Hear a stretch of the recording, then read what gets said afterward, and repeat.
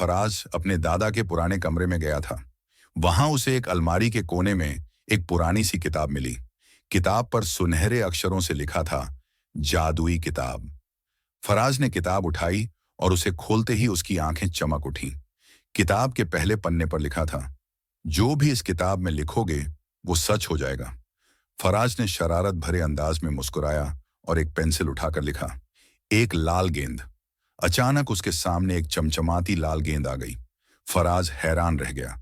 उसने गेंद को उठाया और उछालते हुए हंस पड़ा। अब फराज का आत्मविश्वास बढ़ गया था। उसने अगला शब्द लिखा, पिज्जा, और तुरंत उसके सामने एक गर्मा गर्म पिज्जा प्रकट हो गया। उसकी खुशियों का ठिकाना नहीं था। वाह, अब मैं जो चाहूंगा वो मुझे मिल जाएगा, उसने कहा। कुछ समय तक फराज ने छोटे मोटे खेल खेले, लेकिन फिर उसके मन में एक बड़ा ख्याल आया।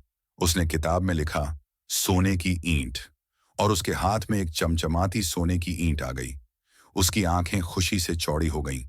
मैं तो अमीर बन सकता हूं, उसने जोश में कहा। लेकिन खेल खेल में फराज ने कुछ ऐसा लिख दिया जिससे स्थिति बिगड़ गई। उसने किताब में लिखा, गांव के सभी लोग चुप हो जाएं, और देखते ही देखते पूरा गांव खामोश हो गया। न कोई बात कर रहा था और न ही किसी की आवाज सुनाई दे रही थी। पहले तो फराज को मजा आया, लेकिन जल्द ही उसे समझ में आ गया कि उसने कुछ गलत कर दिया है। अब क्या करूं, उसने खुद से कहा। उसे किसी समझदार की जरूरत थी।